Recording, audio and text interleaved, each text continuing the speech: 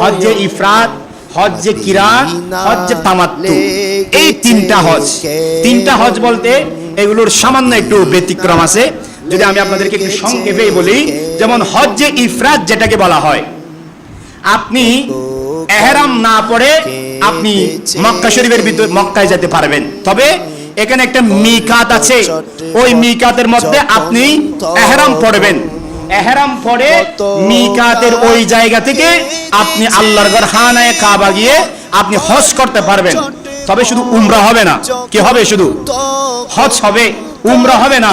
এটাকে বলা হয় হজ্জে ইফরাদ। বড় করে বলেন না সুবহানাল্লাহ। আপনারা কি বুঝতে পেরেছেন? মক্কায় একটা জায়গা আছে মিকাত, এটা তাফসীরে জালালাইনের মধ্যে আছে। আল্লামা জালালউদ্দিন সুয়ুতী রাহমাতুল্লাহ আলাইহি এখানে এটা আমরা পড়েছি। হজ্জে ইফরাদ হলো মিকাতের এখানে আপনি যাবেন, ইহরাম পড়বেন, নিয়ত করবেন আপনি হজ করবেন। নিয়ত করবেন, কি করবেন? হজ করবেন। উমরা না, শুধু হজ করতে পারবেন। নির্দিষ্ট স্থান থেকে ইহরাম পড়ে হজ করা, এই হজের নাম হলো হজ্জে ইফরাদ। বড় করে বলেন সুবহানাল্লাহ। আরেকটা আছে হজ্জে কিরান, একই ইহরামে, একই ইহরাম যেটা পড়া হয়, ইহরাম একই ইহরাম পড়ে আপনি হজও করতে পারবেন, উমরাও করতে পারবেন। বড় করে বলেন সুবহানাল্লাহ। এটাকে বলা হয় হজ্জে কিরান। হজ্জে কিরান, একই ইহরামে উমরাও করতে পারবেন, হজও করতে পারবেন। এটাকে বলা হয় হজ্জে কিরান। মনে করে বলেন না সুবহানাল্লাহ। আরেকটা আছে হজ্জে তামাত্তু। হজ্জে তামাত্তু যেটা আমাদের বাংলাদেশের মানুষরা বেশিরভাগ করে থাকে। হজ্জে তামাত্তু হলো আপনি ইহরাম বেঁধে উমরা আদায় করবেন। ইহরাম পরে প্রথমে উমরা আদায় করবেন, এরপর আপনি আবার ইহরামটা খুলে ফেলবেন।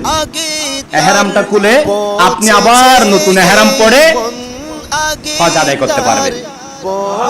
যেটা আমাদের বাংলাদেশি মানুষরা এখান থেকে অনেকে ইহরাম পড়ে যায়, প্রথম একটা উমরা করে, উমরা করার পরে আপনি তারপরে যেটা বলা হয় সেটা হচ্ছে আপনি এরপরে এখানে তারা খুলে ফেলে, খুলে আবার মিকাতের জায়গায় যায়, নির্দিষ্ট স্থান থেকে ইহরাম পড়ে হজ আদায় করে। এটাকে বলা হয় হজ্জে তামাত্তু। তবে আমি হজ্জে কিরান যেটা বলেছি, একই ইহরামে উমরাও করতে পারবে, হজও করতে পারবে। এটা একটু কষ্টকর, আবার এটার মধ্যে সওয়াবও কিন্তু বেশি। তবে কেউ যদি হজ্জে কিরান করতে গিয়ে একই ইহরাম পড়ে যদি ও দীর্ঘদিন থাকে, তার একটা না একটা ভুল হয়, তার যদি কোনো ধরনের ভুল হয়ে যায় তখন তাকে দম দিতে হয়। দম মানি কুরবানি দিতে হয়, তখন দম দেওয়া ওই হাজির উপরে ওয়াজিব হয়ে যায়। জোরে জোরে বলেন না সুবহানাল্লাহ। আল্লাহ পাক আমাদেরকে এগুলো বুঝার তৌফিক দান করুন। সবাই বলেন আমিন। আল্লাহুম্মা সাল্লি মাওলানা মুহাম্মদ ওয়া আলা আলি সাইয়্যিদিনা। তাহলে এখন আপনারা